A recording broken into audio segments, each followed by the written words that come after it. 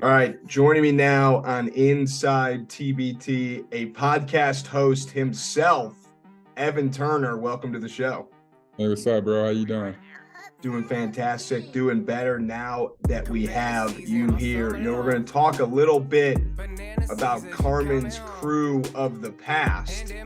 But before we do that, got to start with this. What's the status of the team? Are you guys coming back?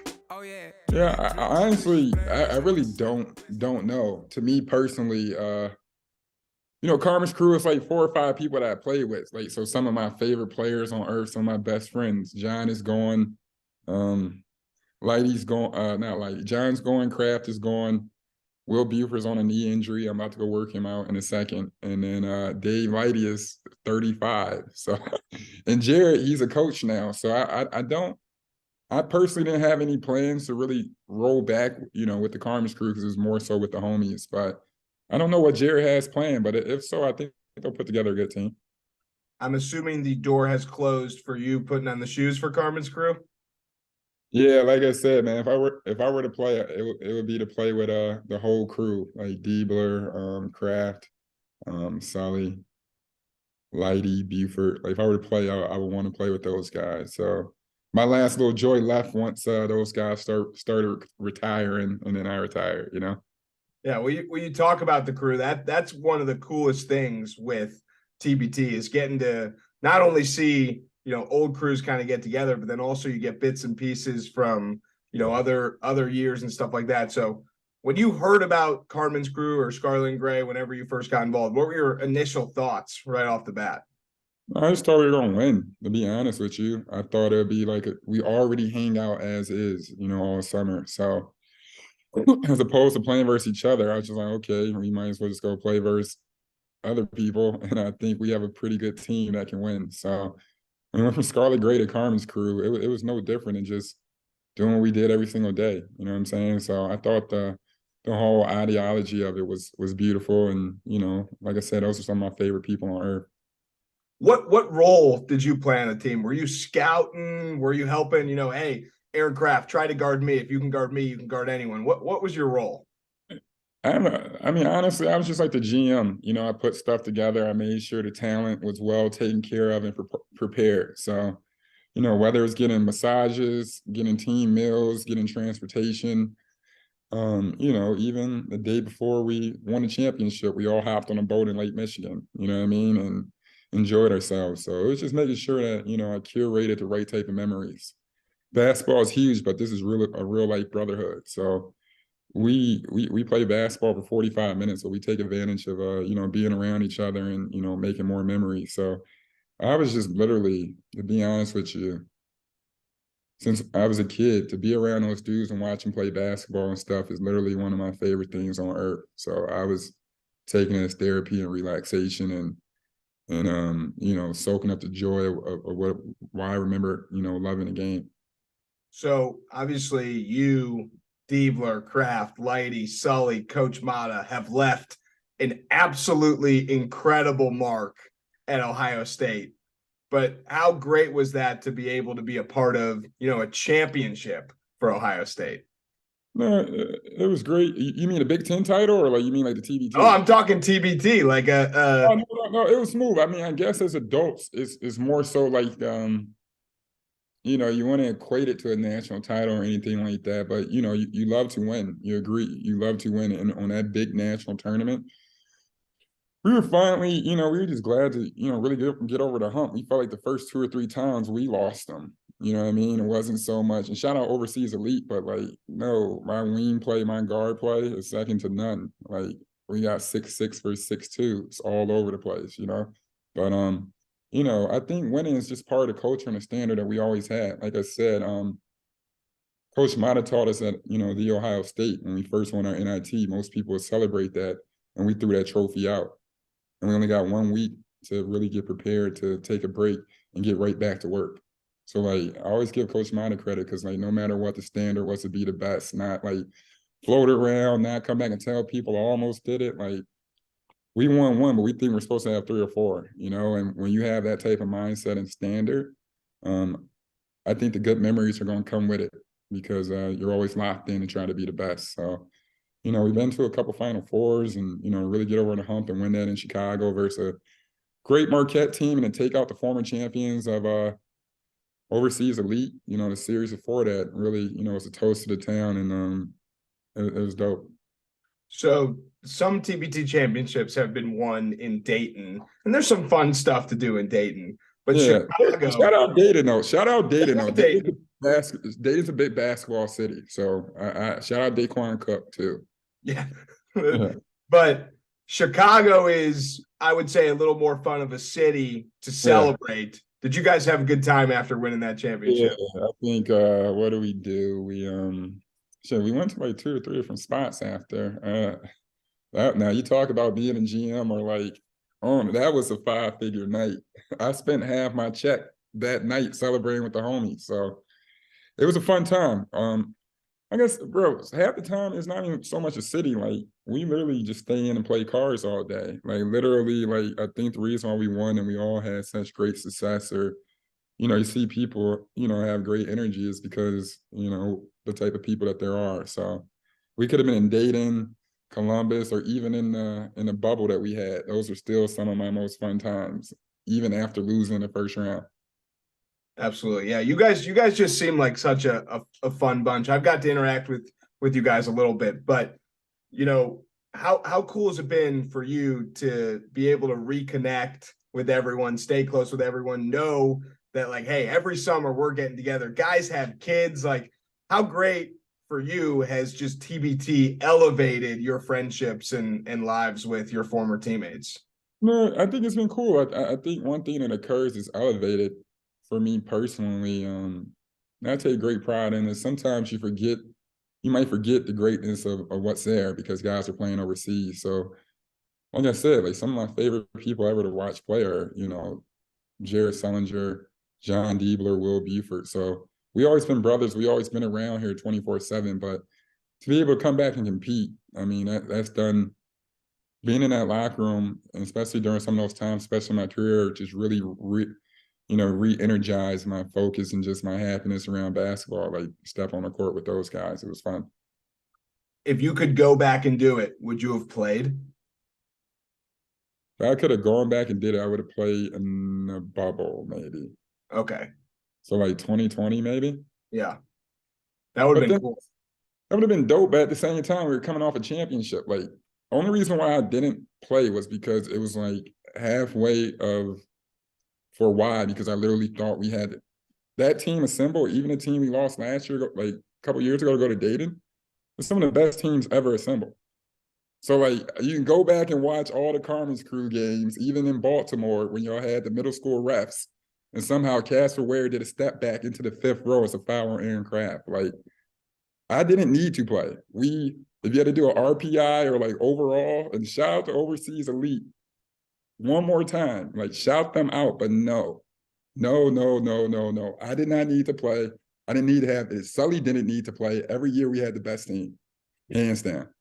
Never needed to play. It would have been so disrespectful to the great players over there. Will Buford, good championship through that whole tournament. What did he shoot? He averaged 18 a game, shot 60% from the floor, 60 from the 3, and like 90 from the line. John Diebler didn't miss. Dave Lighty took over every game. Aaron Craft, besides the Jerome Random game, literally made every guard look mediocre. Like, nah, my killers are out there. I might not have got no minutes on that court. You feel what I'm saying? I might have been in a way. You feel me? Yeah. Well, I appreciate you coming on. You got a great podcast, Point Forward. You and Andre Iguodala. Anywhere else you want people to check you out these days? Like you just said, myself and Iguodala, we just started a platform company called Beyond the Big Ten. I think we got 9 or 10 podcasts right now. Obviously, Carmen's crew with Jared Sullinger, David Lighty, Aaron Craft, and Adam Jardy. They're doing really well. The Ball from Assembly Hall, the Indiana podcast, is a top 40 sports podcast right now. So, just heat that up. We'll be making live appearances at the Big Ten tournament, and Andrew, down the line, hopefully get operating with you somehow. Absolutely. I'm in Chicago, so I might have to come meet up with you guys for the Big Ten. We'll make something happen, man. I gotta get a permission slip from Joey Lane. All right. Thanks, man. All right, man. Y'all be safe. Keep doing your thing, brother. You too. All right, man. Be safe. All right, joining me now on Inside TBT, Ohio State legend, TBT champion, med school student, Aaron Kraft. Welcome to the show. Really appreciate you having me, man. That's a great welcome. Haven't heard that in a while. It's a very interesting, trio of things that you are definitely the only to have at the moment. Legend, champion, doctor. But we'll get right into it. My biggest question for you. Scarlet and Gray is how it started. It obviously became Carmen's crew. When you saw TBT and you heard the rumblings of a potential Ohio State team, what started going through your mind? Yeah, I initially a lot of skepticism. I'm going to be completely honest with you. The whole idea of the TBT sounds too good to be true. Let's play basketball, let's play 6 games, let's win a whole bunch of money. It sounds fake, but and then, like you said, rumblings keep going. All it took was 1 or 2 guys to really kind of commit and say, all right, let's figure this out. And early on, I think that was Evan Ravenel. And honestly, I think Scooney Penn was a guy that just kind of took it upon himself to like, all right, guys, we can do this. Like if you look at the people we have. So skepticism turns into excitement pretty quick when you realize, guys like Jared are going to play and Dave and Will and John. When guys like that say yes, it's an easy, all right, let's go get this thing. Do you think TBT extended your basketball career? Oh, what a question. I don't know if it extended it. I mean, I decided to stop, right? But I think it gave it jolts of excitement that it would not have had. I think playing overseas is, you can have some great moments and have some fun and make runs, but at the end of the day, it still feels more like a job almost. But in the summer, I'm choosing to be there. We're hanging out. So it definitely infused some true excitement and joy into the latter half of my career that wouldn't have existed.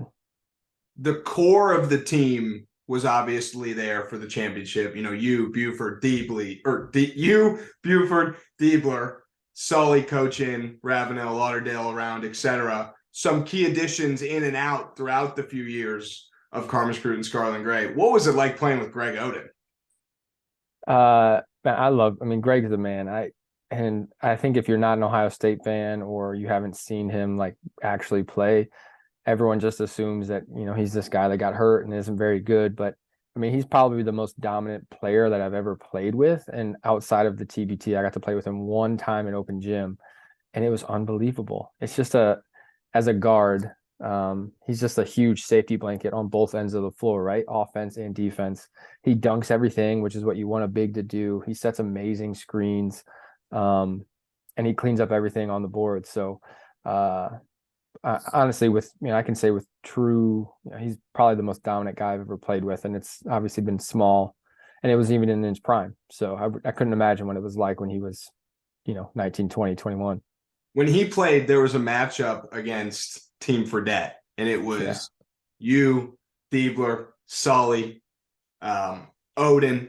I call it the most star-studded matchup in TBT history. Actually talked to Jimmer a few days ago. He said that he had been looking forward to playing you, and it never happened in college. Yeah. So what was it like to get to match up with him in TBT? Yeah, I think I kind of ate my words a little bit, before that game, the day before. I kind of said I always wanted to play him when I was in college. And I said that from a pure, just, competitive joy kind of spot. But looking back, it sounded a little arrogant, and I think that may have gave him a little juice. But you're right. I think that was an amazing game. They played great. Their role players played amazing. They hit shots early, and Sully shouldn't have came, but he came anyway because he loves us. He should have stayed away at his wedding. That was fun. Anytime you get to play against guys like Jimmer, that have created a name for himself, but are great basketball players and good people, that's always a fun time. And I enjoyed it. I think he definitely got the best of me a couple times. I felt like I got the best of him a couple times. So it was a good game. And I don't know, they lost the next game. So who knows how far we could have went if we would have won. Yeah, you guys didn't win that year, unfortunately. So you had 2017 loss, 2018 lose to Jimmer, 2019 comes around. It's the dream team. Sully decides to pick up the clipboard, put down the uniform, and coach. Started off, I was actually at some of those games. I was still in college. Started off playing at Capitol in Columbus. Yeah. Did that a few times. What was it like getting to play in front of the Ohio State fans again? Playing in Columbus is amazing. And, I think they're a basketball town and they were hungry. I mean, everyone kind of says we're a football school and we'll always be a football school. But, when basketball is going well, they're into it, which is so much fun to be a part of. Everyone comes up and says, we loved when you guys played and all this stuff. And Capitol was the perfect place to play because it was just the right size. So we packed it out. That was a great time. That year, that was probably the most question we had about, man, do we want to do this again? Do we want to play again? And TBT made it easy for us, right? We played at Capitol here in Columbus. We didn't have to go anywhere. And then once you start playing, it's the competitive edge takes over and you find yourself in Chicago thinking, well, we might have a chance. So you're in Chicago close enough to Columbus where there was a lot of fans playing against the Marquette alumni team, the Golden Eagles. But before that, you guys took down Overseas Elite and ended their reign of 4 straight championships. And I think it would have been their 30th consecutive win. Crazy. Where does that, rank for you in terms of, slaying giants or like you eventually became not an underdog, but you always kind of play with the chip on your shoulder. So what was it like to be able to dethrone those guys? Yeah, I mean, what they did was incredible. And I think you don't appreciate it until you play in the tournament and you realize like it takes one off day or whatever. And, they went how many years without losing. So I think we just had a ton of respect for them, but also we wanted to get after it. We weren't afraid of the challenge. And I don't think it takes away from our win. Obviously, they didn't have everyone that they normally have on their team and those kind of things, but they were still a great basketball team with great players. So gotta give Dave Leidy a lot of credit. I think we played well as a team throughout the game, but in the second half we hit a lull and he found a way to keep us in it and keep us going and take over for a few minutes that calmed everyone down. I mean, I airballed a shot at the end to win because I was scared as heck and wanted to put it in. So please clip that into the recap. But it was a great feeling. But like you said, it was the semifinal. So I think we really enjoyed it and we loved being able to, make a mark on the tournament that no one else had made. But the job wasn't over. I actually got to be with you the day before the championship game. Don't know if you remember that or not. And all the guys were sitting around playing cards, really calm. So before we talk about that game, how fun was it to get to just be with the guys repping Ohio State for really, it was like almost a month. Yeah, I mean, I think that's one of the beautiful things about the TBT is, we kind of hang out, but when you have a common goal, it just kind of brings you together more and it gets you in a different city and it really takes you back to like AAU college days. So, I mean, being with those guys is amazing, and then I think that's one of the reasons why we were better on the floor is because we truly love being around each other off the floor. There's a lot of trash talking, there's a lot of cards playing. It's just a joy to be around those guys. So it was a ton of fun, and obviously the longer you win, the more you get to do it. So that's just a huge bonus. What do you remember most from that championship game? Honestly, I remember not leaving that much of a mark early on in the game for like just a personal, competitive perspective. Felt like I wasn't doing a ton to help, like I wasn't hurting our team, but I wasn't kind of advancing us. So huge credit to a lot of guys for stepping it up. And outside of me kind of being average subpar, John just getting the steal of his life. That's probably the biggest highlight for me.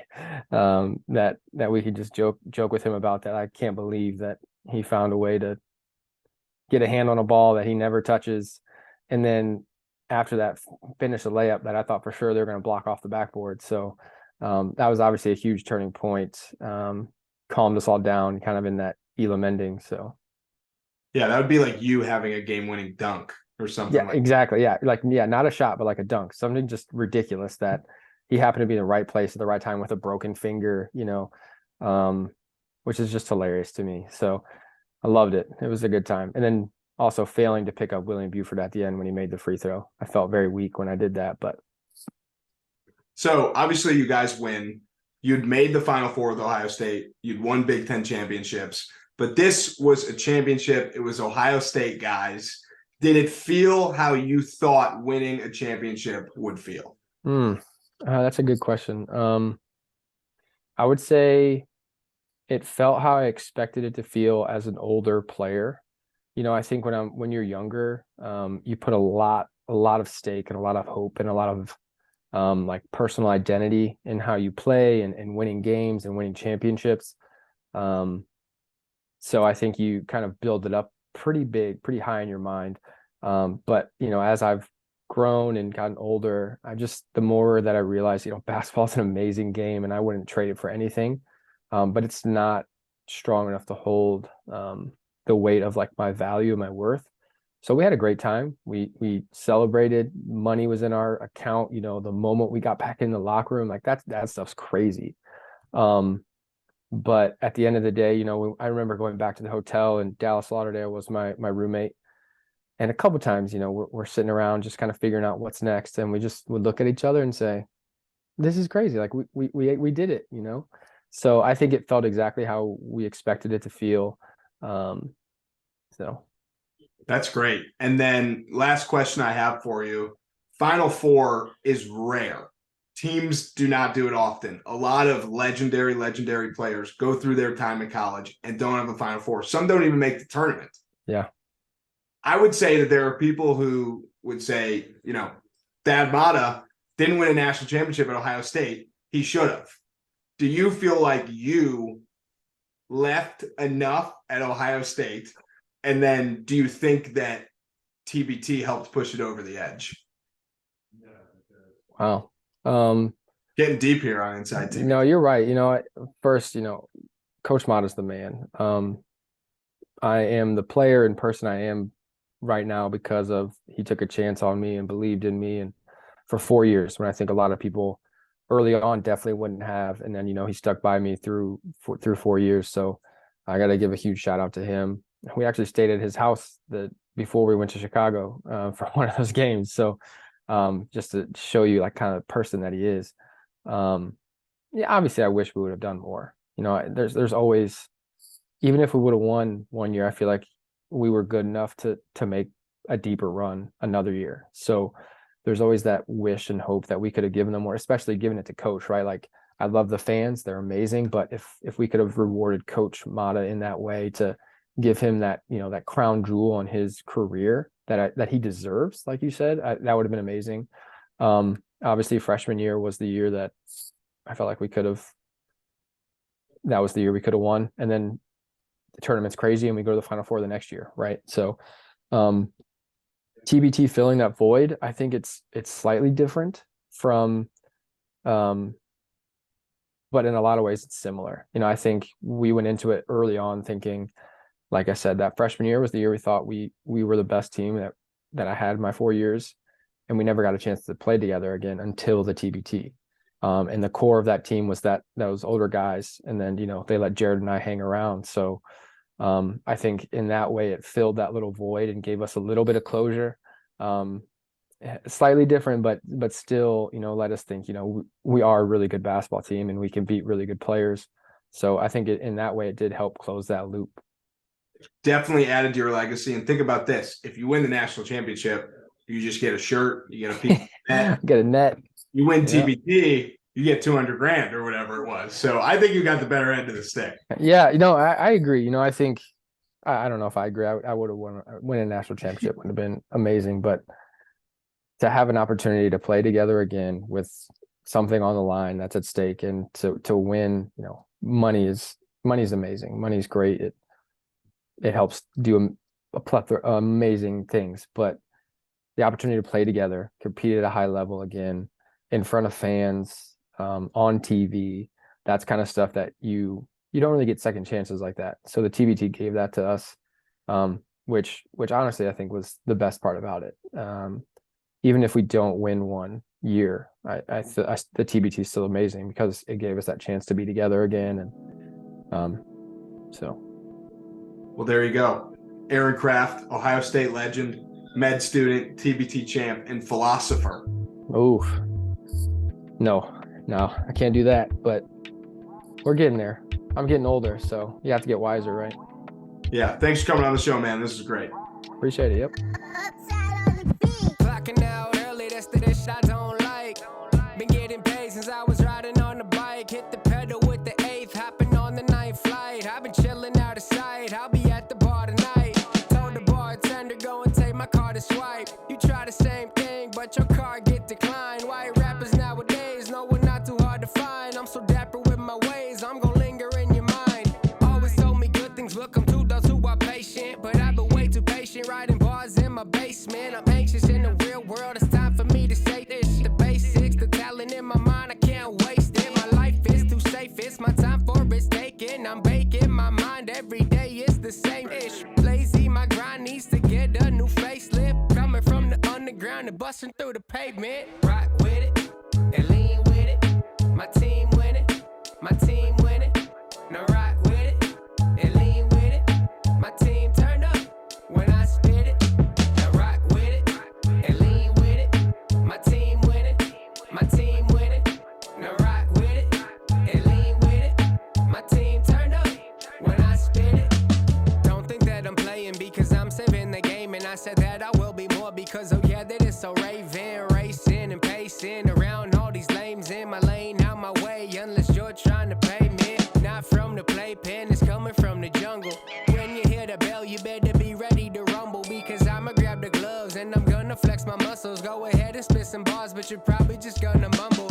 A lot of rappers these days really need to get them humble because they think they at the top, they better stop before they stumble. Cause I'm swiping all their biddies while they swiping right on Bumble. And your girlie calls me daddy, but she only calls you uncle. But no, we not related, homie, no, we not some fam. You never get in clubs, you can't even get in sand. You never get in dubs like the Browns from the land. When push comes to shove, wave that towel